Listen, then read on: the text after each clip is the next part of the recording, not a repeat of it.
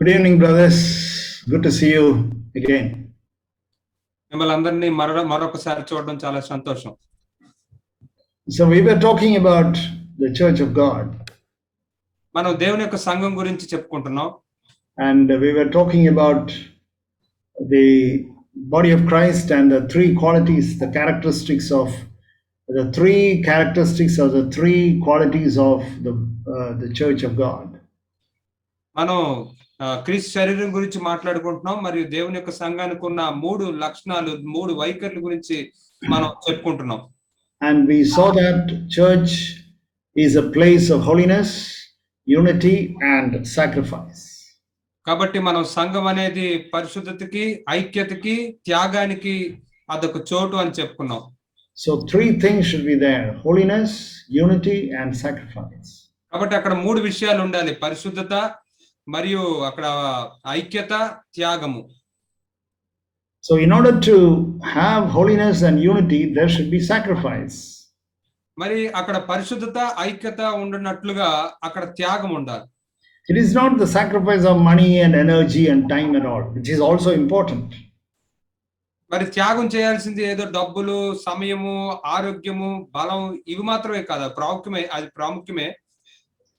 But the most important thing is the sacrifice of your own self. కానీ అత్యంత ప్రాముఖ్యమైన విషయం ఏమిటంటే మీ యొక్క స్వయాన్ని మీరు త్యాగం చేయాలి. And then when you sacrifice yourself, then it will be very easy for you to be holy and to maintain unity with one another. కాబట్టి మీరు మీ స్వయాన్ని త్యాగం చేసుకున్నట్లయితే అప్పుడు మీరు పరిశుద్ధతని కలిగి ఉండటం, ఐక్యతని కలిగి ఉండటం ఎంతో సులువు. So today I want to start with Deuteronomy chapter 23 verse 13 and 14. ఈ రోజు నేను ద్వితీయోపదేశకాండం 23వ అధ్యాయం 13-14 వచనాలతో నేను మొదలు పెట్టాలనుకుంటున్నాను. Deuteronomy chapter 23. ద్వితీయోపదేశకాండము 23వ అధ్యాయం. In this particular passage we find there's a command from the Lord regarding the use of toilet. మరి ఇక్కడ దేవుడు మరి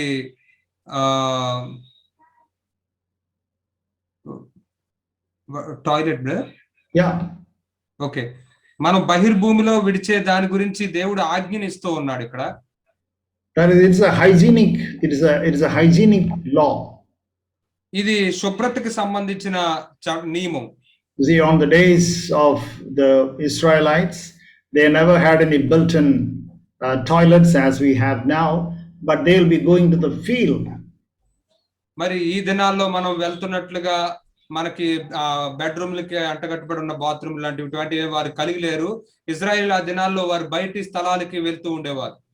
And then he says, when you go out to relieve yourself, then you have to carry a spade so that you can make a small hole and you can pass your motion there, and then you cover it and then you go. కాబట్టి దేవుడు అక్కడ వారికి ఏం చెప్పాడంటే, మీరు ఆ విధంగా మీరు బహిర్భూమిలో విడవడానికి టాయిలెట్ కు దానికి మీరు వెళ్ళినప్పుడు మీరు అక్కడికి వెళ్ళేటప్పుడు దాన్ని అక్కడ గొయ్యి తవ్వి దాన్ని మరలా కప్పివేయనట్లుగా ఒక ఆయుధాన్ని, ఒక వస్తువుని ఏదన్నా మీరు పట్టుకుని వెళ్ళండి అని చెప్పాడు. That is what is written in verse 13. అదే 13వ వచనంలో రాయబడింది. Why? What is the reason for that? Verse 14. మరి దీనికి కారణం ఏమిటి? 14వ వచనంలో చూస్తాం. Yeah, please read. నీ దేవుడైన యెహోవా నిన్ను విడిపించుటకును, నీ శత్రువులను నీకు అప్పగించుటకును నీ పాలెములో సంచరించుచుండును గనుక ఆయన నీలో అసహ్యమైన దేనినైనా చూచి నిన్ను విడవకుండునట్లు నీ పాలెము పరిశుద్ధముగా ఉండవలెను. The Lord God, when he comes, he should not see anything indecent in your camp. కాబట్టి ప్రభువైన దేవుడు ఆయన మీ దగ్గరికి వచ్చి సంచరిస్తున్నప్పుడు మీ యొక్క పాలెములో అక్కడ అసహ్యమైనది ఏది ఉండకూడదు. So that's the same thing that we can say that in our own lives. మరి ఇది మన యొక్క జీవితాల్లో కూడా దీన్ని చెప్పుకోవచ్చు. There it was the physical indecency. అక్కడేమో మనం భౌతిక పరమైన అసహ్యమైన దాని గురించి చెప్పుకుంటున్నాం. But then when we talk about spiritual indecency, కానీ ఆత్మీయంగా అసహ్యమైన దాని గురించి మనం చెప్పుకుంటే, and the Lord God, when He comes to your church, He should not see any spiritual indecency. మరి ప్రభువైన దేవుడు మీ సంఘానికి వచ్చినప్పుడు అక్కడ మరి ఆత్మీయ అసహ్యమైనది ఏది ఆయన కనుగొనకూడదు. Because the Lord lives with you. ఎందుకంటే ప్రభువు మీతో నివసిస్తాడు. In 2 Corinthians chapter 6, we read. 2 కొరింథీయులకు రాసిన పత్రిక 6వ అధ్యాయంలో మనం ఈ విధంగా 2 చదువుతాం. Corinthians chapter 6. 2 కొరింథీయులకు రాసిన పత్రిక 6వ అధ్యాయం. Chapter 6 verse 16. 6వ అధ్యాయం 16వ వచనం. It says that I will dwell in them and walk among them. నేను వారిలో నివసించి సంచరింతును. I will dwell in them, it says. నేను వారిలో నివసిస్తాను అని చెప్పబడింది. And not only that he is dwelling with us, he is also walking among us. ఆయన మనతో నివసించడం మాత్రమే కాకుండా ఆయన మన మధ్యన సంచరిస్తాడు కూడా. And then it says, I'll be a father to you in verse 18, and you shall be my sons and my daughters. మరియు తర్వాత ఇంకేం చెప్పబడిందంటే, నేను మీకు తండ్రినై ఉంటాను, మీరు నాకు కుమారులను కుమార్తెలై ఉంటారు అన్నాడు. So the Lord says, you are my sons and daughters, and I will dwell with you people, and when I am the one who walks around you. కాబట్టి ప్రభు ఇక్కడ ఏం చెప్తూ ఉన్నాడంటే, మీరు నా కుమారులు కుమార్తెలుగా ఉన్నారు కాబట్టి నేను మీలో నివసిస్తాను, మీ మధ్యన నేను సంచరిస్తూ ఉంటాను. And then the Lord says, అప్పుడు ప్రభు అంటున్నాడు, therefore, chapter 7 verse 1. కాబట్టి 7వ అధ్యాయం 1వ వచనం. So it says there, therefore. ఇక్కడ కాబట్టి అని చెప్పబడుతుంది. Therefore, having these promises, beloved, let us cleanse ourselves from all defilement of flesh and spirit. మనకు ఈ వాగ్దానములు ఉన్నవి గనుక దేవుని భయంతో పరిశుద్ధతను సంపూర్తి చేసుకొని శరీరమునకు ఆత్మకును కలిగిన సమస్త కల్మషం నుండి మనల్ని పవిత్రులుగా చేసుకుందాం. So there should not be any there should not be any filthiness in our spirit or in our flesh. కాబట్టి మన యొక్క శరీరంలో గాని ఆత్మలో గాని ఎటువంటి కల్మషం ఉండకూడదు. So just like in the Old Testament, in the book of Deuteronomy, that when he walks in the camp of Israelites, he should not see anything physical indecency. When he comes today to the church of God, he should not see anything spiritually indecent. మరి ఆ దినాల్లో ఇజ్రాయేలు యొక్క పాలెములో ఆయన సంచరిస్తున్నప్పుడు అక్కడ అసహ్యమైనది ఏది ఉండకూడదని ఆయన ఎలాగైతే కోరుకున్నాడో, అదే విధంగా ఈ రోజు ఆయన సంఘంలోనికి వచ్చినప్పుడు ఆత్మీయమైన అసహ్యమైనది ఏది ఆయన చూడకూడదు. So the heart of God is same. There is no difference. కాబట్టి దేవుని యొక్క హృదయం ఎప్పుడు ఒకలాగే ఉంది, ఏం మార్పు చెందలేదు. You see, in the old covenant, it was all physical and external. మరి పాత నిబంధనలో అంతా భౌతికపరమైనది, బయటికి విషయాలకు సంబంధించింది. It is all outside. The cleanliness is always in the outside. ఆ యొక్క పరిశుభ్రత అనేది ఎప్పుడు కూడా బయటికే ఉంటుంది, బయటికి సంబంధించి ఉంటుంది. The purification is always outside, not inside. ఎల్లప్పుడూ కూడా పవిత్రపరచబడడం అనేది బయటే ఉంటుంది కానీ లోపల అవ్వటం లేదు. But when it comes in the new covenant, you find that it is all inside. కానీ మనం కొత్త నిబంధనకు వచ్చేసరికి మనం ఏం కనుగొంటామంటే అదంతా కూడా లోపల జరగడం. So all these things are very important. ఇవన్నీ కూడా ఎంతో ప్రాముఖ్యమైనవి. So there should be a purification of our spirit daily. కాబట్టి ప్రతి దినము కూడా మన యొక్క ఆత్మలో పవిత్రపరచబడడం అనేది జరగాలి. So today we will see how, as brothers and sisters, how we should conduct ourselves in the church of God. మరి ఈ దినాన దేవుని యొక్క సంఘంలో సహోదరులు మనల్ని మనం ఎలాగా మనం ప్రవర్తించాలో చూద్దాం. So we saw about the church in Matthew chapter 18. మన మత్తయి సువార్త 18వ అధ్యాయంలోని సంఘాన్ని మనం చూసాం. That we saw 2 weeks ago. 2 వారాల క్రితం మనం అది చూసాం. And we said that if 2 of you agree together, 2 or 3 together, I am in the midst of them. మరి మీలో 2-3 నా నామమును ఏకీపిస్తే నేను అక్కడ ఉంటాను అని చెప్పాడు ఆయన. And verse 20, we can read verse 20. 20వ వచనాన్ని మనం చదువుకుందాం. ఏలయనగా 2-3 నా నామమున ఎక్కడ కూడి ఉందరో అక్కడ నేను వారి మధ్యన ఉందునని చెప్పాను. I am in their midst. నేను వారి మధ్యన ఉంటానన్నాడు. Immediately Peter was a very honest man. మరి పేతురు ఇక్కడ ఎంతో యథార్థంగా ఉండే వ్యక్తి. వెంటనే ఏమన్నాడంటే, and then he immediately verse 21. వెంటనే 21వ వచనంలో ఈ విధంగా అంటున్నాడు. What did he go and ask Jesus? అతడు యేసయ్య దగ్గరికి వెళ్ళి ఏమని అడిగాడు? Yeah. ఆ సమయమున పేతురు ఆయన వద్దకు వచ్చి, ప్రభువా, నా సహోదరుడు నా ఎడల తప్పిదం చేసిన ఎడల నేను ఎన్ని మారులు అతన్ని క్షమింపవలను? 7 మారులు మట్టుకా అని అడిగాను. He says, how many times should I forgive my brother? Because he knows that it is so difficult to be one, to be united. మరి ఆ పేతురు ఏమని అడుగుతున్నాడంటే, నేను ఎన్ని మార్లు మరి నా సహోదరుని క్షమించాలి? అతనికి తెలుసు ఒక్కటిగా అవ్వడం, ఏకీపించడం అనేది ఎంతో కష్టమని. Shall I forgive him 7 times? 7 మార్లు అతన్ని నేను క్షమించనా? Then Jesus said, no, I did not say to you up to 7 times, but he said up to 70 times 7. కానీ యేసయ్య అంటున్నాడు, 7 మార్లు మట్టుకు కాదు, 70 ఏళ్ల మార్లు మట్టుకని నీతో చెప్తున్నాను. So 70 times 7. కాబట్టి 70 మార్లు, 77 మార్లు. 70 times 7. You know, some people say it is 70 into 7. Some people say it is 70 raised to 7. మరి కొంతమంది 70 into 70 అని చెప్తారు. కొంతమంది 70ని 7 సార్లు మల్టిప్లై చేయడం అని చెప్తూ ఉంటారు. Even if it is 70 into 7. అది 70 into 70 అయినా 7 70 సార్లు మల్టిప్లై చేసినా, So then it is 490 times. మరి 70 into 70 చేస్తే అది అప్పటికే 490 సార్లు అవుతుంది. This 490 times I have to forgive my wife, forgive my brother, forgive my sister. ఈ How long? In the whole year or the whole week or whole month? మరి ఈ 490 సార్లు నా భార్యని, నా సహోదరుని, నా సహోదరిని నేను క్షమించాలి. ఎంతకాలం? సంవత్సరం అంతానా, నెల అంతానా, వారం అంతానా? In the whole year I should forgive 490 times. సంవత్సరం అంతట్లో నేను 490 సార్లు క్షమించాలా? Okay, then Luke gives an answer to that. Luke chapter 17 verse 4. లూకా దీనికి జవాబిస్తూ ఉన్నాడు. లూకా 17వ అధ్యాయం 4వ వచనం. Yeah.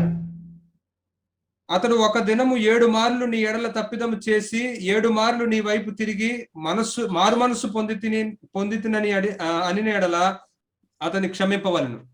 So how often we should forgive? కాబట్టి ఎన్నిసార్లు మనం క్షమించాలి? Each day. ప్రతి రోజు కూడా క్షమించాలి. Each day I had to forgive 490 times. ప్రతి రోజు కూడా నేను 490 సార్లు క్షమించాలి. In other words, in very simple terms, we can say that we need to be always in a spirit of forgiving and forgiveness 24 hours every day.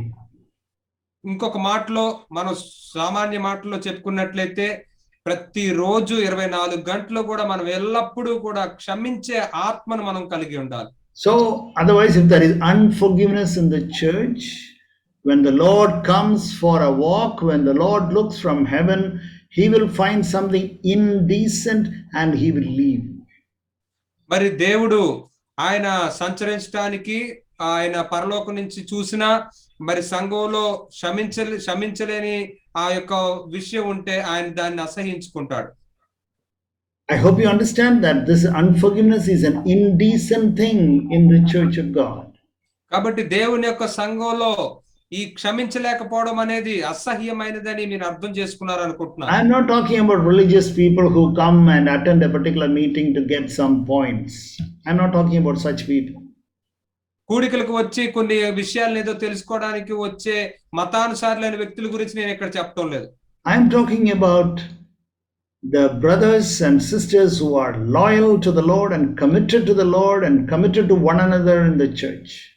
సహోదరులు ఎవరైతే ప్రభువుకి నమ్మకస్తులుగా ప్రభువుని మీద ఆనుకుని తమను తాము సమర్పించుకుని ఒకరి పట్ల ఒకరు సమర్పించుకుంటూ ఉన్నారో వాళ్ళ గురించి నేను మాట్లాడుతున్నాను. So among that core, మరి ఈ యొక్క గుంపులో all those people who attend a particular meeting is not part of the church. మరి ఆ యొక్క కూడికి హాజరయ్యే ప్రతి ఒక్కరూ కూడా ఆ సంఘ సభ్యులు అనుకోవడానికి లేదు. As we have made it very clear in the last 2 weeks, what is church? Church is the brothers who are willing to be holy and always have a spirit of unity and then always willing to have a spirit of sacrifice. గత 2 వారాల్లో కూడా సంఘం అంటే ఏమిటో మనం స్పష్టంగా చూసాం. ఎవరైతే వాళ్ళు పరిశుద్ధంగా ఉండడానికి ఇష్టపడతారో, ఐక్యత కలిగి ఉండడానికి ఇష్టపడతారో, మరియు త్యాగం చేయడానికి ఇష్టపడతారో వాళ్ళే సంఘము. Okay, now I want to show you another indecent thing that can happen in the church. మరి ఇప్పుడు సంఘంలో జరిగే మరొక అసహ్యమైన దాని గురించి నేను చెప్తాను. Verse chapter 9, Luke chapter 9, verse 23. లోకా సువార్త 9:23. How does it say? If anyone, yeah, read. మరియు ఆయన అందరితో ఇట్లనెను, ఎవడైనను నన్ను వెంబడింపగోరిన ఎడల తన్ను తాను ఉపేక్షించుకుని ప్రతి దినము తన సెలువును ఎత్తుకుని నన్ను వెంబడింపవలెను. Says if anyone wants to follow the Lord, he should be willing to take up the cross every day and follow him. కాబట్టి ఇక్కడ ఏం చెప్పబడిందంటే, ఎవరైతే ప్రభువును వెంబడించాలనుకుంటున్నారో వాళ్ళు తాము ఉపేక్షించుకుని ప్రతిదినము తమ సెలువును ఎత్తుకుని ఆయన వెంబడించాలి. And then I have heard brothers say, sisters who say, well, I only have to take up the cross every day. What about this sister? What about this brother? మరియు సహోదరులు సహోదరులు కూడా ఈ మాట అనడం నేను విన్నాను. నేనైతే ప్రతిరోజు సెలువును ఎత్తుకుంటాను, కానీ ఈ సహోదరి సంగతి ఏంటి, ఆ సహోదరి సంగతి ఏంటి? What about that brother? What about this brother? ఆ సహోదరి సంగతి ఏంటి, ఈ సహోదరి సంగతి ఏంటి? Why that person is not taking up the cross? Only I have to take up the cross.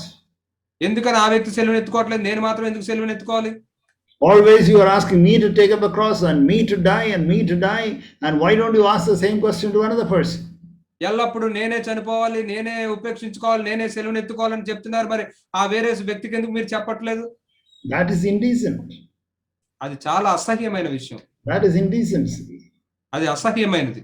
The Lord says, if you want to follow me, then you take up the cross. ప్రభు ఏమంటున్నారంటే, నువ్వు నన్ను వెంబడించాలనుకుంటే నువ్వు సెలువెత్తుకో. You know, this is the same mistake Peter also did. మరి ఇదే పొరపాటు పేతురు కూడా చేశాడు. You know what, when the Lord said, Peter, you know, when you become old, somebody will lead you and somebody will tie you around and somebody will crucify you.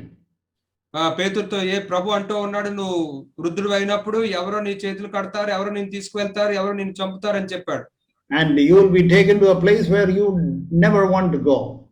నువ్వు ఎప్పుడు వెళ్ళాలని అనుకోని స్థలానికి నేను తీసుకువెళ్తారు. And John was standing nearby. అక్కడ యోహాన్ దగ్గరగా నిలబడి ఉన్నాడు. And immediately Peter asked, what about this fellow? వెంటనే పేతురు అడిగాడు, ఈ తిన సంగతి ఏంటి? You are asking me to take up the cross and die, and what about this chap?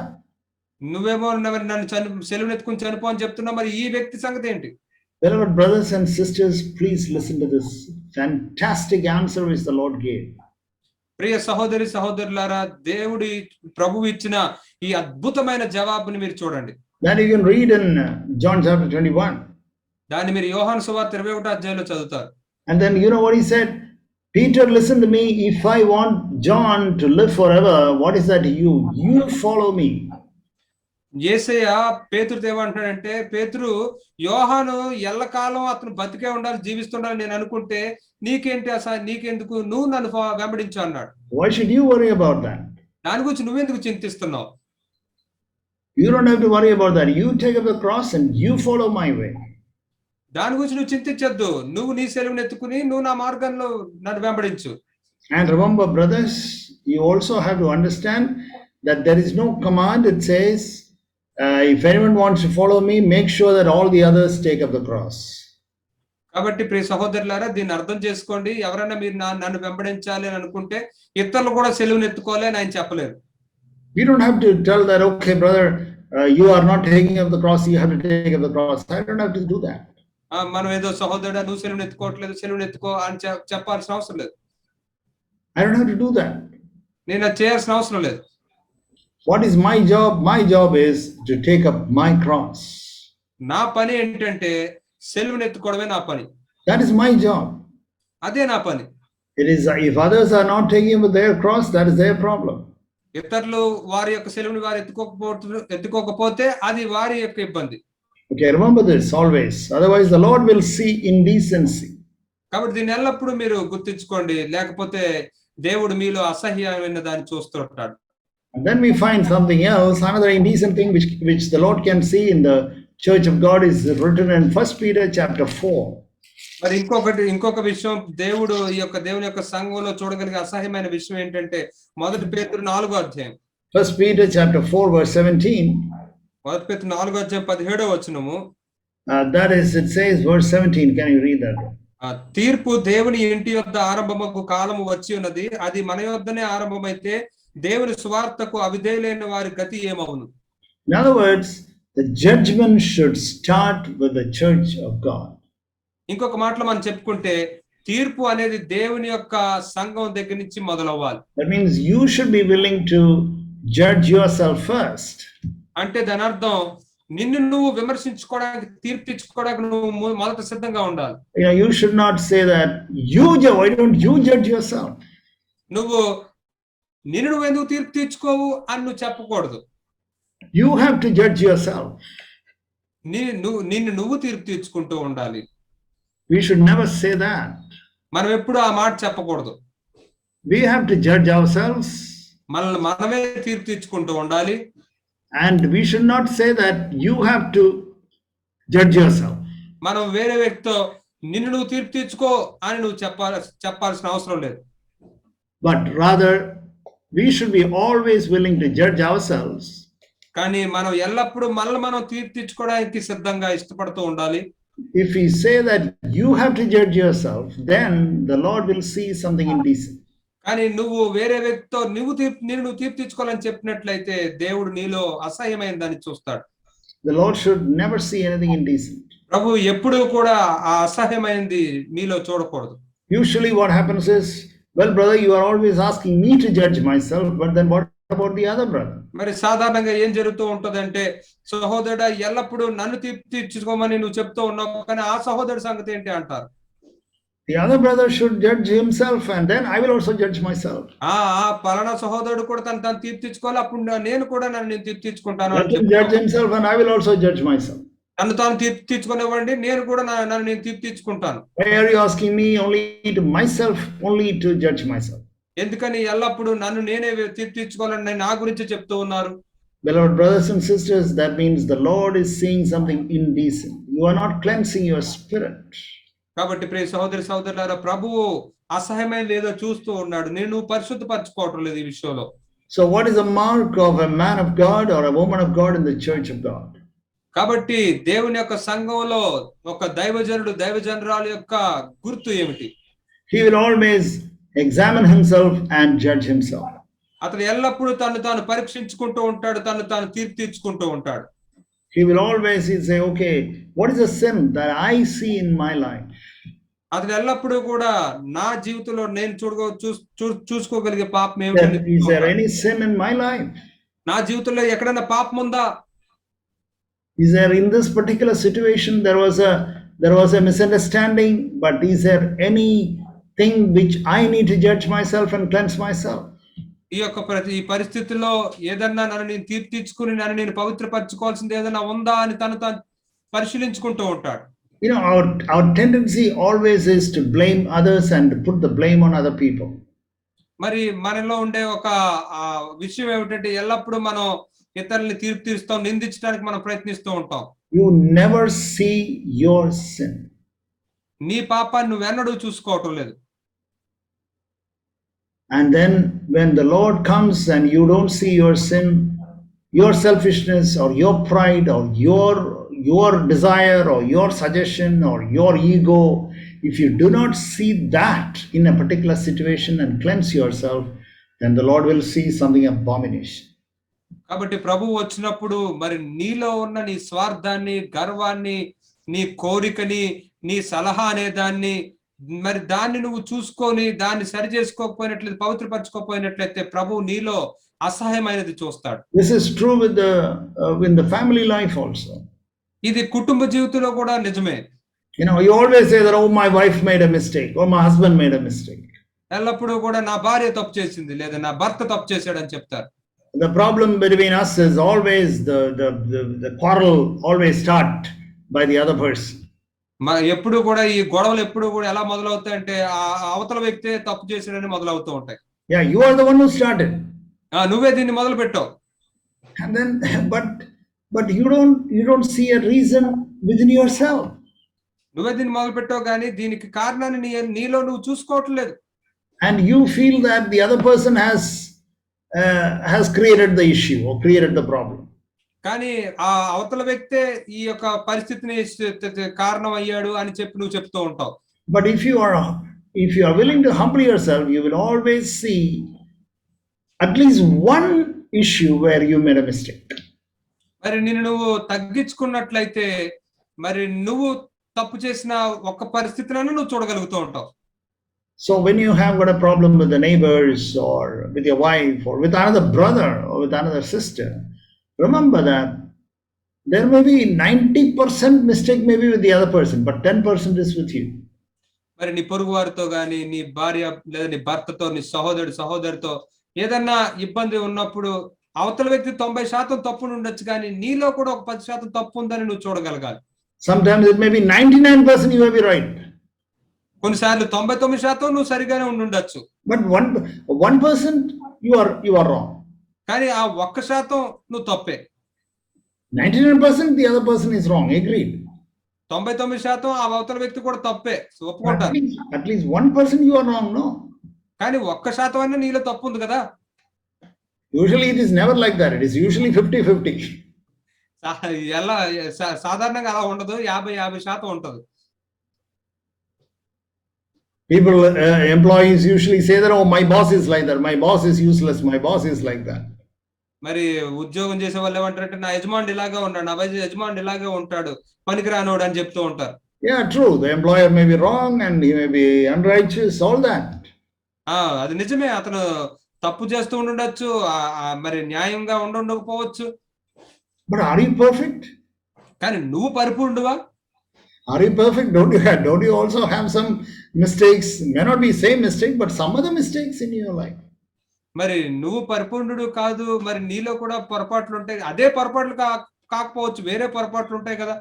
There are elders who find fault with the congregation, with the brothers and sisters. Oh, they are like that and they don't improve, and how many times I have told them, they don't listen and they don't understand.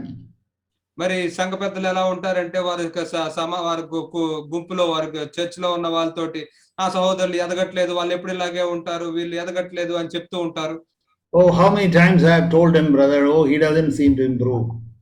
ఎన్నిసార్లు అతనికి చెప్పాను సహోదరుడు, కానీ అతను ఎదగడానికి ఏమాత్రం ఇష్టపడటం లేదు. But then were you patient? Were you kind and merciful and forgiving and patient and long suffering with him? కానీ నువ్వు అతని విషయంలో నువ్వు సహనంతో, దయతో, దీర్ఘశాంతంతో నువ్వు అతన్ని భరిస్తూ సహిస్తూ ఉన్నావా? Or maybe that what all you told him was all correct. మరి నువ్వు అతని గురించి చెప్పిందంతా సరైనదే, but the way in which you put was wrong. కానీ దాన్ని నువ్వు ఏ విధంగా చేస్తూ ఉన్నావో అది సరైనది కాదు. And therefore he was upset and he said, I won't listen to this fellow. కాబట్టి ఆ సహోదరుడు ఏం చేస్తాడంటే నీ విషయమై కలత చెంది ఈ సహోదరుడు చెప్పింది నేను ఏమాత్రం విన్ను అంటాడు. So who is to be blamed? Can you blame the brother or the sister, or the elder has to be blamed? కాబట్టి ఎవరిని మీరు నిందిస్తారు, ఆ సహోదరునా లేదా సంఘ పెద్దనా? Or it can be just the opposite. లేదా దీనికి వ్యతిరేకంగానా? There are brothers and sisters who keep on criticizing the elders. కొంతమంది సహోదరులు ఉంటారు, వాళ్ళు ఎల్లప్పుడూ సంఘ పెద్దల్ని నిందిస్తూనే ఉంటారు. Oh, this elder is like that elder's wife is like that, the elder's children are like that, this fellow is like this.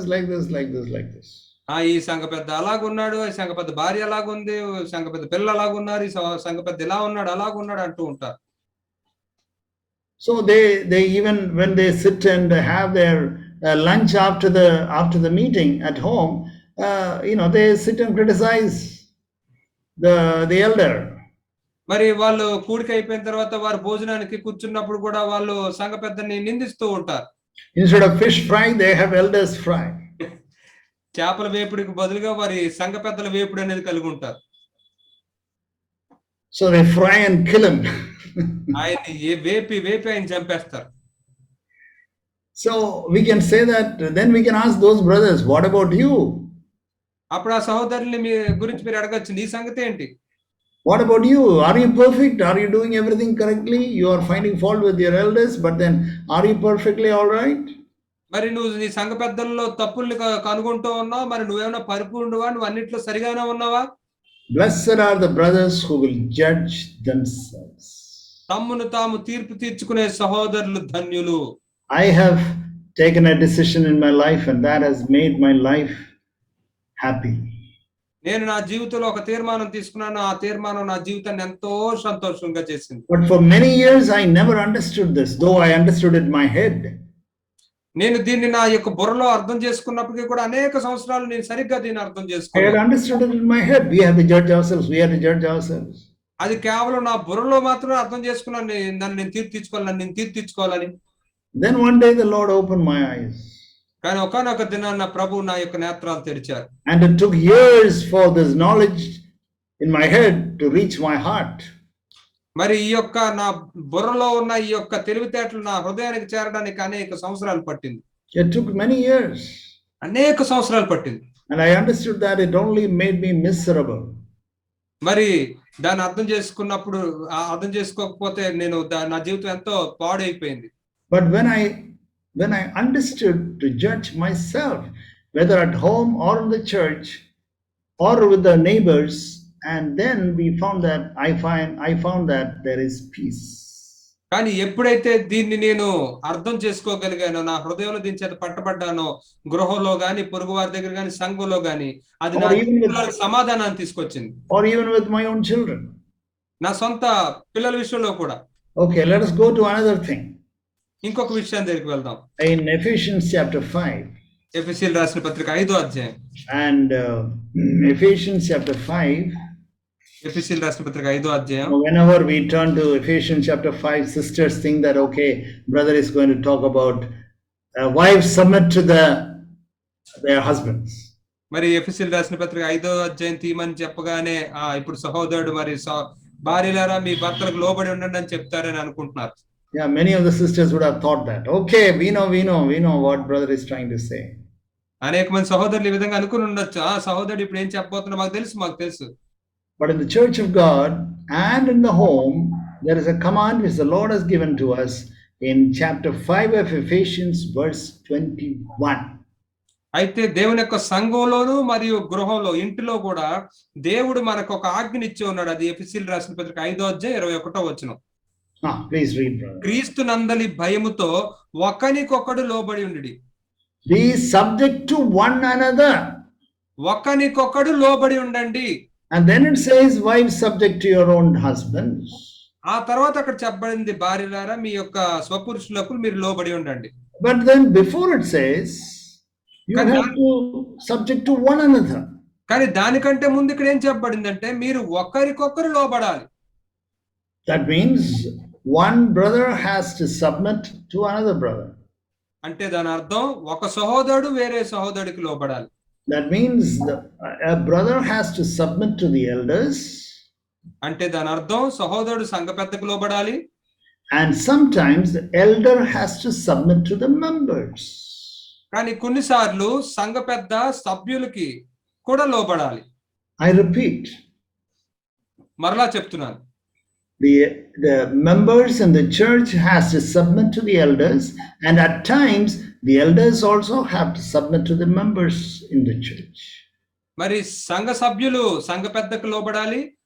మరి కొన్ని సమయాల్లో కూడా సంఘ పెద్ద సంఘ సభ్యులకు కూడా లోబడాలి. Sometimes, if there are more than two elders, then we may have to submit to one another. A junior elder has to submit to the senior elder, and the senior elder has to submit to the junior elder. మరి కొన్ని చోట్ల ఇద్దరు సంఘ పెద్దలు ఉన్నట్లయితే అప్పుడు అందులో వయసులో పెద్దవాడైన సంఘ పెద్ద చిన్నవాడికి లోబడాలి, చిన్నవాడు పెద్దవాడికి లోబడాలి. So you have to submit to one another. కాబట్టి మీరు ఒకరికొకరు లోబడి ఉండాలి. At home also, the wife has to submit to the husband. మరి గృహంలో కూడా భార్య భర్తకు లోబడాలి. At the same time, the husband also has to submit to the wife at times. అదే సమయంలో భర్త కూడా భార్యకి కొన్ని విషయాల్లో లోబడాలి. That is very important. How many of us understand that? ఇది కూడా ఎంతో ప్రాముఖ్యమైనది. మనలో ఎంతమంది దీన్ని అర్థం చేసుకున్నాం? Does the husbands realize and understand that we also have to submit to our wives? మరి భర్తలు మీరు దీన్ని గుర్తించారు, అర్థం చేసుకున్నారు, మనం కూడా భార్యలకు లోబడాలనే విషయాన్ని? How many elders we understand that we have to listen to the maybe a brother who is only in the teenage, maybe your son's age. మరి సంఘ పెద్దలు మరి దీన్ని అర్థం చేసుకున్నామా? మన సంఘంలో ఉన్న యవనస్తులు, మీ కుమారుల్లో ఒకడు వంటి వాడి యొక్క మాటలకు కూడా మీరు ఆయనకు కూడా లోబడాల్సి ఉంటాయి.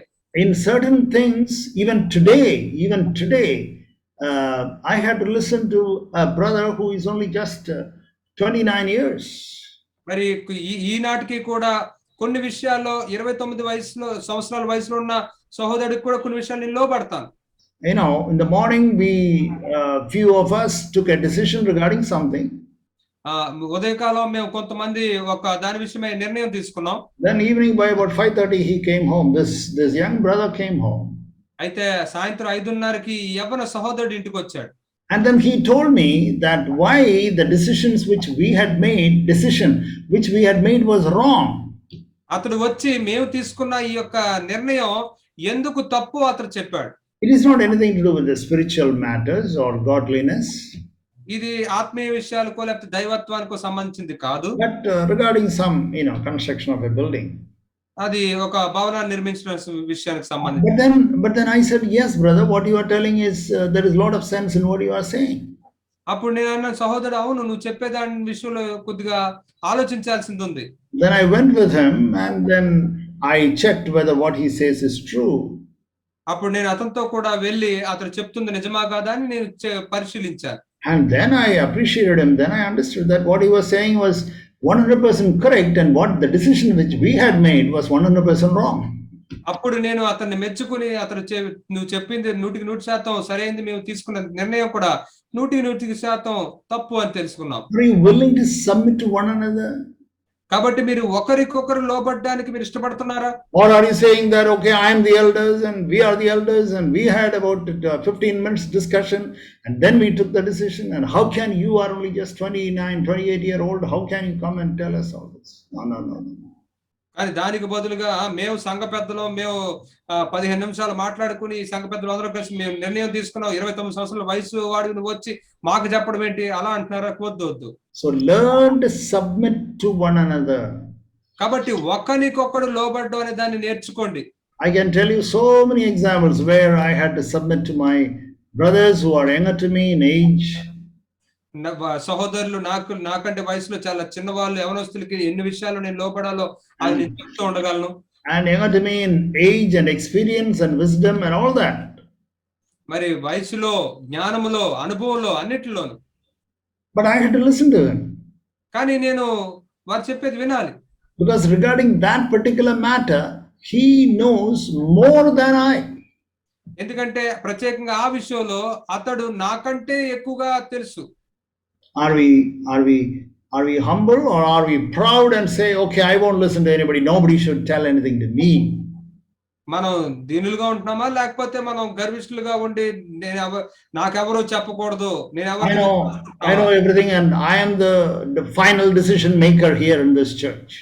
నాకంతా తెలుసు, ఈ సంఘంలో ఇక్కడ నేనే చివరి నిర్ణయం తీసుకునేవాడిని అంటున్నావా? Then you have to repent deeply, beloved brother. ప్రియ సోదరుడు, అప్పుడు నువ్వు ఎంతో మారుమనసు పొందాలి. Then the Lord will see abomination and he say, there is some stinking smell here, such a dirty smell coming. I don't want to be here. I won't walk among them.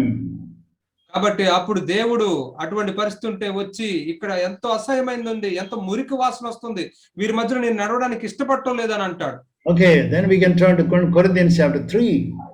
ఆ తర్వాత మనం కొరింథీయులకు రాసిన పత్రిక 3వ అధ్యాయం చూద్దాం. What should be our own evaluation of ourselves? మరి మన గురించి మనం ఎటువంటి అవగాహన కలిగి ఉండాలి? Says in verse 7, verse 8. Which Corinthians? 1 Corinthians chapter 3, verse 7 and 8. మొదటి కొరింథీయులకు రాసిన పత్రిక 3వ అధ్యాయం 7-8 వచనాల్లో. Yeah. కాబట్టి వృద్ధి కలిగజే దేవునిలోనే గాని నాటువానిలోనైనను నీళ్లు పోయి వానిలోనైనను ఏమీ లేదు. నాటువాడును నీళ్లు పోయివాడును ఒక్కటే. ప్రతివాడు తాను చేసిన కష్టము కొలది జీతం పుచ్చుకొనును. Yeah. Verse 7 it says, ఏమీ లేదు. It is anything. It is nothing. కాబట్టి ఇక్కడ 7వ వచనంలో ఏం చెప్పబడుతుందంటే ఏమీ లేదు అంటే ఏమీ లేదు అందులో. He who plants and the one who waters is ఏమీ లేదు. కాబట్టి నాటువాడు గాని నీళ్లు పోయేవాడిలో గాని ఏమీ లేదు. That means they are nothing. They are zeros. అంటే వాళ్ళు వట్టి వాళ్ళు సున్నాలు. The one who speaks and the one who translates, nothing, ఏమీ లేదు. కాబట్టి మాట్లాడేవాడు తర్జుమా చేసేవాళ్ళు ఏమీ లేదు, సున్నా. We are zeros. I am a zero and the brother is a zero. నేను సున్నా, సహోదరుడు సున్నా. Remember that, never forget it. దాన్ని ఎల్లప్పుడూ గుర్తించుకోండి, మర్చిపోవద్దు. The one who sings the songs is a zero. పాటలు పాడేవాడు అతడు సున్నాయే. The one who makes all the technical arrangements for this Zoom broadcast is, and hosts and the co-hosts are all zeros. మరి ఈ Zoom లో ఇదంతా వచ్చేటట్లుగా ఈ యొక్క technical అన్నిటిని చూసుకునేవాడు, హోస్ట్లు అందరూ కూడా సున్నాలే. We are all zeros. మనందరం సున్నాలే. If you are all zeros, then it is very easy to have unity. మరి మనందరం సున్నాలుగా ఉంటే అప్పుడు ఐక్యతగా కలిగి ఉండడం అనేది ఎంతో సులువు. That is what it says in verse 8. అదే ఎనిమిదో వచనం ఇక్కడ చెప్పబడింది. He who plants and he who waters are one. నాటువాడును నీళ్లు పోయేవాడును ఒక్కటే. Okkate, they are one. The one who preaches the word and the one who translates the word are okkate. They are one. కాబట్టి వాక్యాన్ని బోధించేవాడు, తర్జుమా చేసేవాళ్ళు, వాళ్ళు ఇద్దరు కూడా ఒక్కటే. Remember that. Why they are one? కాబట్టి దీన్ని గుర్తించుకోండి, ఎందుకని వాళ్ళు ఒక్కటిగా ఉన్నారు. Why they are one? ఎందుకని వాళ్ళు ఒక్కటిగా ఉన్నారు. Very, very important for us to understand that. దీన్ని అర్థం చేసుకోవడం మనకి ఎంతో ప్రాముఖ్యమైనది. Because both of them are zeros. ఎందుకంటే వారిద్దరూ కూడా సున్నాలు. Both of them are zeros and therefore both of them can become one. ఇద్దరు సున్నాలు కాబట్టి వాళ్ళిద్దరూ ఒక్కటిగా అవ్వగలరు. Both of them can become one. కాబట్టి వాళ్ళిద్దరూ ఒక్కటిగా అవ్వగలరు. What about the husband and the wife? భార్యాభర్త సంగతి ఏమిటి? Oh, there are husbands who say that, well, you are only a cook, you are only a dhobi, and you are only just sweeping and cleaning. భర్తలు కొంతమంది భార్యని ఈ విధంగా అంటూ ఉంటారు, నువ్వు వంట చేస్తూ ఉంటావు, నువ్వు బట్టలు ఉతుకుతూ ఉంటావు, నువ్వు ఇల్లు తుడుస్తూ ఉంటావు అని అంటారు. What about me? I am going to the office, I am making money.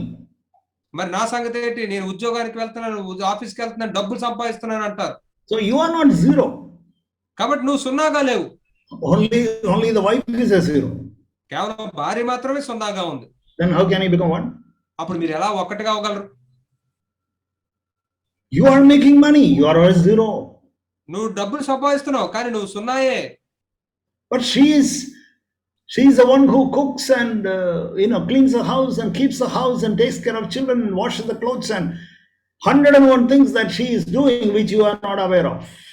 మరి ఆమె వంట వండుతుంది, ఇల్లు తుడుస్తుంది, పిల్లల గురించి జాగ్రత్త వహిస్తుంది, బట్టలు ఉతుకుతుంది, మరి నువ్వు ఊహించలేని 101 విషయాలు ఆమె చేస్తూనే ఉంటుంది.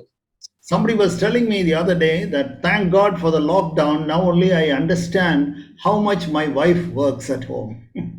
ఇంకొక సమయంలో ఒక సహోదరుడు అన్నాడు, ఈ లాక్ డౌన్ బట్టి దేవునికి వందనాలు, నా భార్య ఇంట్లో ఎన్ని పనులు చేస్తుందో ఇప్పుడు నాకు తెలిసి వచ్చింది. I thought she is just wasting her time and make some rice and some sambar and then she just sleeps. నేను ఆమె సమయాన్ని వృధా చేస్తుందేమో, ఆమె కొద్దిగా అన్నం వండేసి సాంబార్ పెట్టేసి ఇంకా పడుకుంటుంది, విశ్రాంతి తీసుకుంటుందేమో అనుకున్నాను. But now I am here at home 24 hours and I find she is more busy than I. మరి ఇప్పుడు 24 గంటలు నేను ఇంట్లో ఉంటున్నాను కాబట్టి ఇప్పుడు నేను చూస్తూ ఉన్నాను, ఆమె నాకంటే కూడా ఎంతో తీరిక లేకుండా ఉంటుంది. Then such a husband will be able to understand, I am a zero, she is also a zero, so we can be one. అటువంటి భర్త అర్థం చేసుకున్నాడు కాబట్టి అతను సున్నా అని తెలుసు, ఆమె సున్నా అని తెలుసు కాబట్టి వారిద్దరు ఒక్కటిగా ఉండగలరు. Same thing in the church also. సంఘంలో కూడా అదే. The brother who strums the guitar or plays the piano, zero. Guitar వాయించే సహోదరుడు, పియానో వాయించే సహోదరుడు సున్నా. And who makes all the technical arrangements and overhead projection, everything, zero. మరి technical ఈ అన్నిటిని సమకూర్చేవాడు, పైన స్క్రీన్ వేసేవాడు అందరూ కూడా సున్నాయే. The one who leads the singing is a zero. పాటల్లో నడిపించేవాడు సున్నా. Well, now you may be all thinking, yeah, we are all zeros, ఇప్పుడు మీరందరూ అనుకుంటూ ఉండొచ్చు, మేమందరూ సున్నాలే. I'll give a simple test. దీనికి ఒక చాలా సామాన్యమైన ఒక పరీక్ష చెప్తాను. Whether you are a zero or not. నువ్వు సున్నా కాదా అనే దానికి ఒక చాలా సామాన్యమైన పరీక్ష. Are you interested? ఆసక్తి ఉందా మీకు ఇప్పుడు? I'll tell you the simple test. చాలా సులువైన పరీక్ష చెప్తాను. Okay, you are singing. You are leading the singing. ఇప్పుడు మీరు పాటల్లో నడిపిస్తూ ఉన్నారు. And you sincerely believe that you are a zero. నువ్వు సున్నా అని చెప్పి నువ్వు చాలా యథార్థంగా నువ్వు నమ్ముతున్నావు. Now I'll give you the test. ఇప్పుడు నీకు ఒక పరీక్ష పెడుతున్నాను. Next meeting onwards, Brother Santakumar tells you not to sing. తర్వాత కూడికి నుంచి సహోదరు శాంతకుమార్ గారు చెప్తారు నువ్వు పాటలు పాడొద్దు అని. Why? ఎందుకని? Why, brother? You should tell me one reason. ఎందుకని సహోదరుడా నువ్వు నాకు ఒక కారణం చెప్పాలి. When you are asking in a fighting mood like that, we know that you are not zero. You may be 1,000 or 100 or 10 or something. You are very, very, very valuable. అప్పుడు నువ్వు అలాగ పోరాటం చేస్తూ ఉన్నావంటే నువ్వు ఖచ్చితంగా సున్నా కాదు, నువ్వు 100, 1000 ఎంతో ఇంకా పెద్ద సంఖ్య అయి ఉండాలి. నువ్వు You are not zero. నువ్వు సున్నా మాత్రం కాదు. Or Brother Sant says to Enosh, brother, next Thursday onwards, you need not translate. సహోదరు సంతకుమార్ గారి తర్వాత ఇప్పుడు ఎనోష్ సహోదరుతోటి సహోదరుడు నువ్వు వచ్చే వారం నుంచి నువ్వు తర్జుమా చేయొద్దు అని చెప్పొచ్చు. Your voice is not very good. Telugu is not beautiful. నీ స్వరం అంత బాగోలేదు, నీ యొక్క తెలుగు కూడా అంత స్పష్టంగా లేదు. If Enosh is a zero, say, okay, brother, that's fine. Praise the Lord. ఒకవేళ ఎనోష్ ఇక్కడ సున్నాగా ఉంటే పర్వాలేదు సహోదరు, దాన్ని బట్టి దేవునికి వందనాలు అంటాడు. But if he is not a zero, then he'll say, brother, how can you tell me not to do it? I am doing it wonderfully. You ask all the other congregation and you will go and try to make groups there. కానీ సహోదరుడా మరి మీరు వెళ్ళి ఇక్కడ ఉన్న వేరే వాళ్ళందరినీ అడగండి, వాళ్ళు నేను అంత బాగా చేస్తున్నాను చెప్తున్నారు అని చెప్పి గుంపులుగా తను తయారు చేస్తాడు. That's exactly what to say. Some people, there was a lot of groups there in Corinth. ఇక్కడ కూడా చూస్తే కొరింథీ సంఘంలో కూడా ఇక్కడ చాలా గుంపులు ఉంటూ ఉన్నాయి. They were not all zeros. వాళ్ళందరూ సున్నాలుగా లేరు అక్కడ. Therefore, immediately they were groupisms. అందుకే వెంటనే అక్కడ ఎంతో గుంపులుగా విడిపోయారు. Okay, we will talk about that later also. And therefore, if you are a zero, you will never be offended. కాబట్టి దీని గురించి తర్వాత మాట్లాడుకుందాం. కాబట్టి మీరు సున్నాగా ఉంటే మీరు ఎప్పుడు అభ్యంతరపడరు, నొప్పించబడరు. Always remain as a zero. ఎల్లప్పుడూ మీరు సున్నాలుగా నిలిచి ఉండండి. And if you are a zero, you will never get offended. నువ్వు సున్నాగా ఉంటే నువ్వు ఎప్పటికీ నొప్పించబడవు. Let's turn to Matthew chapter 11. మత్తయి సువార్త 11వ అధ్యాయం చూద్దాం. Verse 6 we read. మత్తయి సువార్త 11వ అధ్యాయం 6వ వచనం. Matthew 11 verse 6. మత్తయి సువార్త 11వ అధ్యాయం 6వ వచనం. మరియు నా విషయమై అభ్యంతరపడిన వాడు ధన్యుడని ఉత్తరం ఇచ్చెను. Blessed is he who keeps from stumbling or offended over me. నా విషయమై అభ్యంతరపడని వాడు ధన్యుడు. Are you offended? నువ్వేమైనా అభ్యంతరపడుతున్నావా? Are you offended because somebody said that you don't have to translate or you don't have to sing or you don't have to play the music or something like that? Are you upset? Are you offended? మరి నువ్వు తర్జుమా చేయక్కర్లేదు, పాటలు పాడక్కర్లేదు, నువ్వు వాయిద్యాలు వాయించక్కర్లేదు, నువ్వు ఇలాంటివి ఏం చేయక్కర్లేదు అని చెప్పిన దాన్ని బట్టి నువ్వేమైనా అభ్యంతరపడుతున్నావా? Are you offended because of that? దాని విషయమై నువ్వేమైనా అభ్యంతరపడుతున్నావా? Then the Lord is seeing something abomination in the church. అప్పుడు ప్రభు సంఘంలో అసహ్యమైనది చూస్తూ ఉన్నాడు. It says in verse 12. 12వ వచనంలో అక్కడ చెప్పబడింది. Yeah. బాప్తిస్మిచ్చి యోహాను దినములు మొదలుకొని ఇప్పటి వరకు పరలోక రాజ్యం బలాత్కారంగా పట్టబడుచున్నది, బలాత్కారులు దాన్ని ఆక్రమించుకొనుచున్నారు. You should do violence against getting offended. అభ్యంతర పడ్డం అనే దానికి వ్యతిరేకంగా మనం బలాత్కారంగా ఉండాలి. We are not talking about violence against the government or police or anything like that. No. మనం ఈ యొక్క ప్రభుత్వానికి వ్యతిరేకంగా, పోలీసులకు వ్యతిరేకంగా బలాత్కారం ఉండాలి, బలాత్కారంగా ప్రవర్తించాలని మనం చెప్పడం లేదు, అది కాదు. That is all wrong and we should humble ourselves to the government and obey the authorities. అదంతా తప్పు. మనం తగ్గించుకొని మన యొక్క ప్రభుత్వానికి, ఆ అధికారులందరికీ కూడా మనం లోబడాలి. But we are talking about violence against getting upset and getting offended with people when people say something against your decision, against your will or against what you are doing. మరి నీ యొక్క నిర్ణయానికి వ్యతిరేకంగా, నీ యొక్క ఇష్టానికి వ్యతిరేకంగా, నువ్వేం చేస్తున్నావు దానికి వ్యతిరేకంగా వేరే వ్యక్తులు ఏదన్నా చెప్పినప్పుడు నువ్వు కలత చెందే విషయంలో, నొప్పించబడే విషయంలో నువ్వు దానికి వ్యతిరేకంగా బలాత్కారంగా ఉండాలి. I want to ask you, beloved brother, beloved sister. ప్రియ సహోదరుడు, నేను మిమ్మల్ని అడగాలనుకుంటున్నాను. I want to ask a very honest question to your heart tonight. ఈ రాత్రి మీ హృదయానికి నేరుగా ఒక ప్రశ్న నేను వేయాలనుకుంటున్నాను. Do you have a testimony that you will never get offended? నువ్వు ఎప్పుడు కూడా అభ్యంతర పడవు అనే సాక్ష్యాన్ని నువ్వు కలిగి ఉన్నావా? Whatever may be other testimony that you have, that is of no use. మిగతా ఏ రకమైన నువ్వు సాక్ష్యాన్ని కలిగి ఉన్నప్పటికీ కూడా అది నిరుపయోగం. All other testimonies that you have, oh, he sings well, or he gives a lot of money to the church, all such things are of no use. అతడు చాలా చక్కగా పాటలు పాడతాడు, అతడు చాలా డబ్బులు సంఘానికి ఇస్తాడు, ఇవన్నీ కూడా ఏం ఉపయోగం లేదు. Oh, he preaches so well and it is so systematic. అతడు ఎంతో చక్కగా బోధిస్తాడు, చాలా క్రమంగా బోధిస్తాడు. And he is so clear in his mind. తన యొక్క చెప్పే దాని విషయంలో తన మనసులో చాలా స్పష్టంగా. We can have lot of suggestions or lot of appreciation from other people. ఇతరుల దగ్గర నుంచి మనం ఎన్నో మెప్పు కలిగించే మాటలు, సలహాలు ఎన్నో వస్తూ ఉండొచ్చు. But you should have this testimony that you will never get offended. కానీ ఈ సాక్ష్యాన్ని నువ్వు కలిగి ఉండాలి. ఏంటంటే ఇతడు ఎప్పుడు అభ్యంతర పడ్డు అని. Everybody should be able to say, oh, look at this particular brother A or particular brother B or C. He will never get offended. ఇగో ఈ సహోదరుని చూడండి, ఏ అనే సహోదరుడు, బి అనే సహోదరుడు, సి అనే సహోదరుడు, ఇతడు ఎప్పుడు అభ్యంతర పడ్డు. Or look at this sister, whatever we say, she will never get offended. ఈ సహోదరుని చూడండి, ఆమె గురించి మనం ఏం చెప్పుకున్నా సరే ఆమె అభ్యంతర పడదు. Oh, such brothers and sisters are such glorious gems in a church. అటువంటి సహోదరులు సంఘంలో ఎంతో రత్నాల్లాగా, ముత్యాల్లాగా ఉన్నారు. And then we find that in James chapter 2 verse 9. ఆ తర్వాత మనం యాకోబు రాసిన పత్రిక 2:9 చూస్తాం. Another abomination which if the Lord sees in the church, he will be very much grieved about the church. సంఘంలో ఇదొక వేరే అసహ్యమైనది దేవుడు చూసినప్పుడు ఎంతో ఆయన దుఃఖిస్తాడు. Yeah. మీరు పక్షపాతం గలవారైతే ధర్మశాస్త్రం వలన అపరాధులను తీర్చబడి పాపము చేయువారగుదురు. You are committing sin if you show partiality in the church. సంఘంలో మీరు పక్షపాతం చూపిస్తే మీరు పాపం చేస్తున్నారు. Do you know that is sin?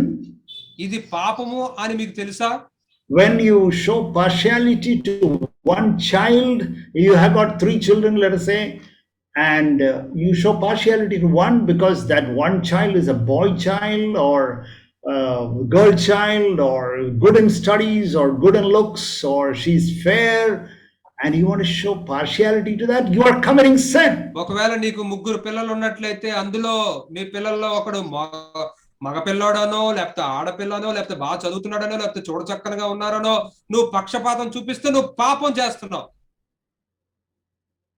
I remember once brother has 3 children.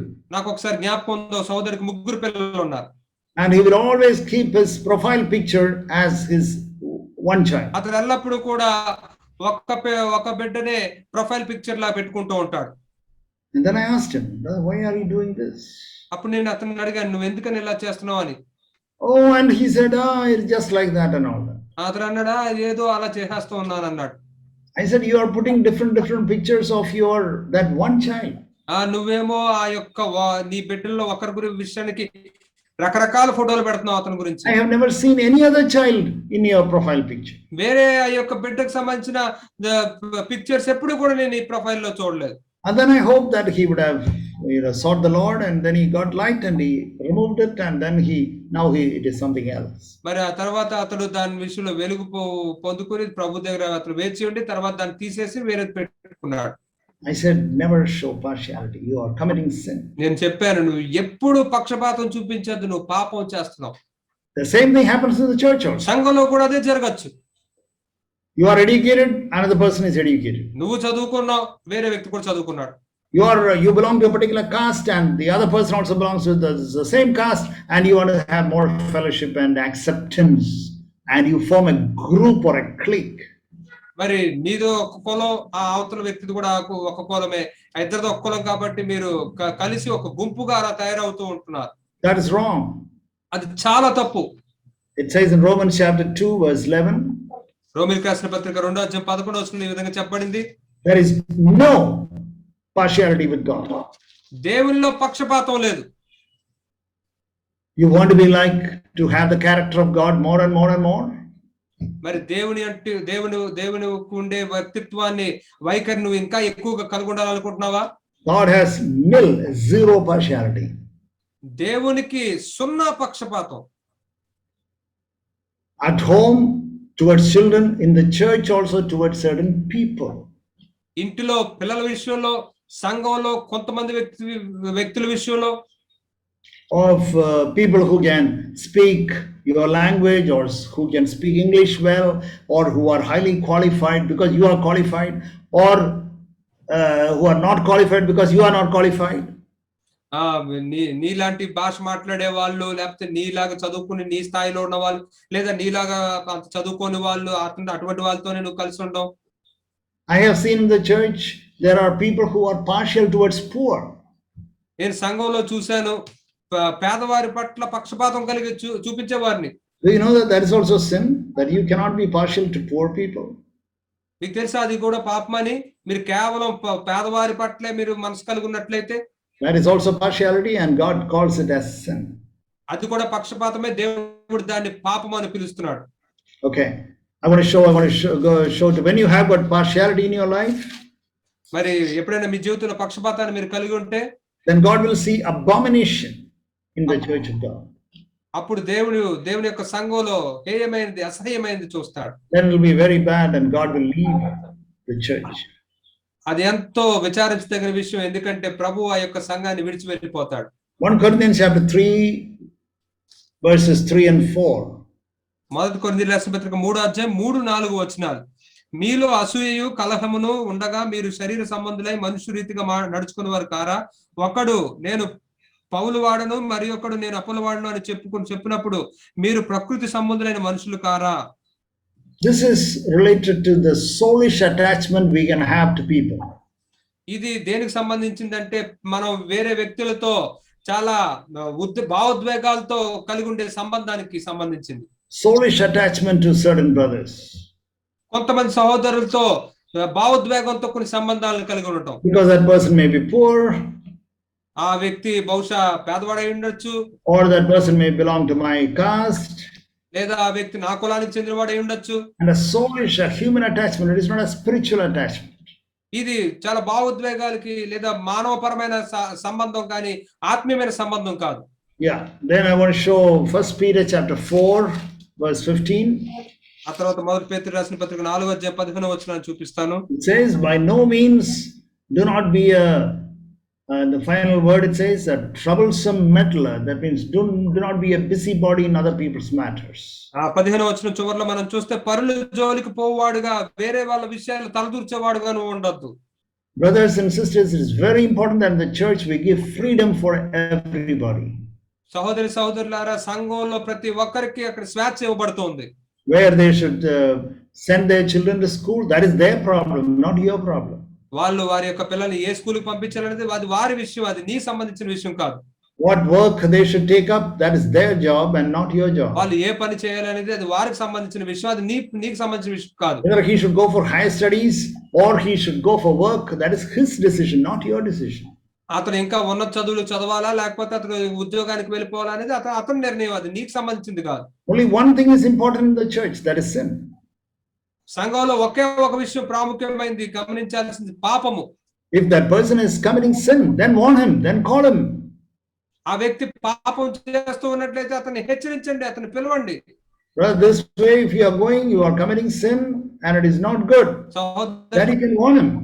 సహోదరుడు, నువ్వు వెళ్తున్న ఈ మార్గం అది పాపంతో కూడింది, నువ్వు తప్పు చేస్తున్నావు అని చెప్పి అతను నువ్వు హెచ్చరించవచ్చు. Whom he should marry, that is his ఎవరిని వివాహం problem. చేసుకోవాలనేది అది అతనికి సంబంధించిన విషయం. Whether he should go for PhD or go for job, that is his చదవాలా లేకపోతే problem. ఉద్యోగానికి వెళ్ళిపోవాలనేది అది అతనికి సంబంధించిన విషయం.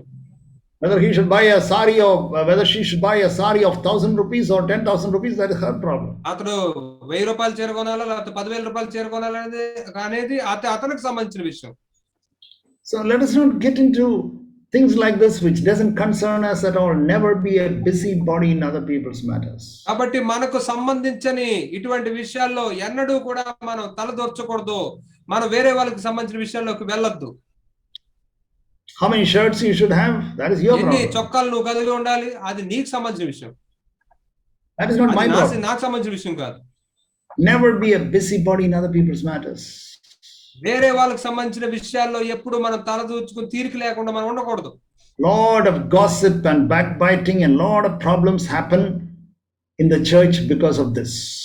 సంఘంలో ఎంతో సాకులు కొండాలు ఈ వెనకాల చెప్పుకునే ఇవన్నీ కూడా దీన్ని బట్టే జరుగుతూ ఉన్నాయి. Oh, he already has a scooter. Why he should buy a car now? అతనికి ఇప్పటికే స్కూటర్ ఉంది, ఎందుకని ఇప్పుడు మళ్ళీ కారు కొనుక్కోవాలి? What is your problem? నీకున్న ఇబ్బంది ఏంటి ఈ విషయంలో? Oh, already he has got one car. Why he should buy another car? అతనికి ఇప్పటికే ఒక కారు ఉంది, ఇంకో కారు కూడా ఎందుకు కొనుక్కోవాలి? Do not be a busybody in other people's matters. వేరే వాళ్ళ విషయాల్లో మనం తలదూర్చొద్దు. If he is stealing the car from somebody else, then you say, brother, stealing is sin. You will go to hell. అతను ఒకవేళ వేరే వాళ్ళ కార్ని దొంగలిస్తూ ఉన్నట్లయితే అప్పుడు మీరు చెప్పండి, సహోదరుడు నువ్వు అలా చేయడం వల్ల నరకానికి వెళ్ళిపోతావు అని. Do not be a busybody in other people's matters. వేరే వాళ్ళ విషయాల్లో మీరు తలదూర్చి తీరిక లేకుండా మీరు ఉండొద్దు. And then finally I want to say about the fathers in Malachi chapter 4. చివరిగా తండ్రులకి మలాకి 4వ అధ్యాయం నుంచి చెప్పాలనుకుంటున్నాను. Malachi chapter 4. మలాకి 4వ అధ్యాయం verse 6. 6వ వచనం. నేను వచ్చి దేశమును శపించకున్నట్లు అతడు తండ్రుల హృదయములను పిల్లల తట్టును, పిల్లల హృదయములను తండ్రుల తట్టును త్రిప్పును. That means the fathers' hearts will be restored to children and the hearts of the children to their fathers. అంటే తండ్రుల యొక్క హృదయములు పిల్లల తట్టు, పిల్లల యొక్క హృదయాలు తండ్రుల తట్టు తిప్పబడతాయి. The elders are supposed to be fathers. సంఘ పెద్దలు తండ్రులుగా ఉండవలసిన వారు. And then if you find that a particular brother is not keeping a good fellowship with you, ఒక సహోదరుడు నీతో మంచిగా సహవాసాన్ని కలిగి ఉండట్లేదు అని నువ్వు don't say that, well, he is a rebellious fellow and if he is not, I am not going to talk to him. అతను చాలా తిరుగుబాటు చేసేవాడు, అతనితో నేను మాట్లాడను అని నువ్వు అనొద్దు. If you are a fatherly heart, you will go and talk to him. నువ్వు తండ్రి వంటి హృదయాన్ని కలిగి ఉంటే నువ్వు వెళ్ళి అతనితో మాట్లాడతావు. That is what you have to do. అదే నువ్వు చేయాలి. So father's heart will be drawn to the children. కాబట్టి తండ్రుల యొక్క హృదయం పిల్లల దగ్గరికి తిప్పబడుతూ వెళ్తూ ఉంటుంది. And it also says in Colossians that the fathers will never provoke the children. కొలస్సీయులకు రాసిన పత్రికలో ఇంకా ఏం చెప్పబడిందంటే తండ్రులు పిల్లల్ని కోపం రేపకూడదు. So we also should not in our speech, in our words, in our examples, or we have to be very, very careful that we don't irritate or we don't provoke the brothers and sisters in the church. కాబట్టి మనం మాట్లాడే మాటల్లో గాని, ఇచ్చే సంభాషణలో గాని, ఉదాహరణలో గాని మన సంఘంలో ఉన్న సహోదరుల్ని వాళ్ళకి చిరాకు పెట్టేవి, కోపాన్ని రేపేటట్లుగా మనం చేయకూడదు. We should not provoke the children. కాబట్టి పిల్లల్ని మనం వాళ్ళ కోపం రేపకూడదు. We have all failed in that and we have all repented. మనందరం ఆ విషయంలో ఓడిపోయాం, మనందరం మారు మనసు పొందాం. And we should repent and come back to God. కాబట్టి మనం మారు మనసు పొంది తిరిగి దేవుని దగ్గరికి రావాలి. So then maybe that so many things we heard today. మనం అనేక విషయాలు ఈ దినాన్ని విన్నాం. And then you would have said, brother, I have failed in so many things. మీరు అనొచ్చు, సహోదరుడా నేను అనేక విషయాల్లో ఓడిపోయాను అని. But doesn't matter. అయినా పర్వాలేదు. We have to repent today. మనం ఈ దినాన్ని మారు మనసు పొందాలి. That is what he says. The mark of the church of God is this in Hebrews chapter 3 verse 6. అందుకే దేవుని యొక్క సంఘానికి ఉన్న గుర్తు ఇదే. హెబ్రీయులకు రాసిన పత్రిక 3వ అధ్యాయం 6వ వచనం. The second part it says, if we hold fast our confidence and the boast of our hope firm until the end. రెండో భాగంలో ధైర్యమును, నిరీక్షణ వలన ఉత్సాహమును తుదమట్టుకు స్థిరంగా చేపట్టినట్లా. So we are the house of God. కాబట్టి మనమే దేవుని యొక్క గృహము. But we should do one thing. కానీ మనం ఒకటి చేయాలి. What is that one thing? ఏంటా ఒక విషయం? We should hold fast our confidence and the boast of our hope firm until the end. మనకున్న ధైర్యమును నిరీక్షణ వలన ఉత్సాహమును తుదమట్టుకు స్థిరముగా మనం చేపట్టాలి. We have to hold on to that confidence and hope always we should have. మనం ఎల్లప్పుడూ ఆ నిరీక్షణని, ఆ యొక్క నమ్మకాన్ని మనం ఎప్పుడు గట్టిగా పట్టుకుని ఉండాలి. Even if we have failed in so many things, it doesn't matter. మనం అనేక విషయాల్లో మనం ఓడిపోయినప్పటికీ అది పెద్ద విషయమే కాదు. That we can repent and we want to say that, Lord, we want to repent and come. I want to hold on to the hope and the confidence. మనం మారుమనసు పొంది ప్రభు దగ్గరికి వచ్చి, ప్రభువా నేను మారుమనసు పొంది నీ దగ్గరికి వచ్చి ఈ నిరీక్షణని, ఒక నమ్మకాన్ని గట్టిగా పట్టుకోవాలనుకుంటున్నాను. And when you do that, you are really part of the church of God. మీరు నిజంగా ఆ విధంగా చేసినప్పుడు మీరు సంఘానికి చెందిన వారుగా, సభ్యులుగా ఉంటారు. May the Lord help us. God bless you. ప్రభు మనకు సహాయం చేయను గాక, ప్రభు మిమ్మల్ని దీవించును గాక. We'll have a prayer. ప్రార్థన చేసుకుందాం. Father, we bless you. Father, we worship you for this time. ఈ సమయాన్ని బట్టి తండ్రి నిన్ను మేము ఆరాధిస్తూ ఉన్నాం, నిన్ను మహిమపరుస్తూ ఉన్నాం. Lord, many things we have heard. ప్రభు మేము అనేక విషయాలు మేము ఆలకించాం. Father, have mercy on us. తండ్రి మా మీద మీ కనికరాన్ని చూపించండి. We have failed in many of them. అనేక విషయాల్లో మేము ఓడిపోయాం. But we want to repent and come to you. కానీ మేము మారు మనసు పొంది నీ దగ్గరికి రావాలనుకుంటున్నాం. Have mercy on us. మా మీద కనికరం చూపించండి. We will never lose our confidence and our hope in you. నీలో మా యొక్క నిరీక్షణని, నమ్మకాన్ని మేము ఎప్పుడూ విడిచిపెట్టాలనుకోవటం లేదు. Thank you, Father. వందనాలు తండ్రి. In the name of Jesus alone we pray. యేసు నామములో ప్రార్థిస్తున్నాము తండ్రి. Amen. ఆమేన్.